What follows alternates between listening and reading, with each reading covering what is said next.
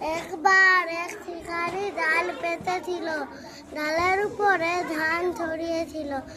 এক ঝাঁক পায়রা ধান খেতে এসেছিল, সেই ডালে পায়রাগুলো জড়িয়ে পড়লো।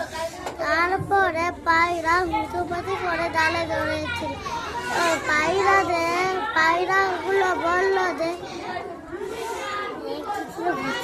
পায়রাগুলোটা বলছিল যত হুঁচুপাতি করবো তত ডালে জড়িয়ে যাবো। তারপরে শিকারি এসেছিল চুপি চুপি। শিকারির কথাগুলো শুনে পায়রাগুলো চুপ করে বুঝেছিল। তা পায়রা জল আবারও হুকুম দিল, এই ডালটা খুব বড় নয়, হালকা, আমরা যদি একসাথে উঠবো পাহাড়ের ওপারে দিয়ে ডাল ছাড়াবো। তারপরে পায়রা একসাথে উড়ে এক ঝাঁক ওইদিকে পাহাড়ের ওপারে দিয়ে ডাল ছাড়ায়।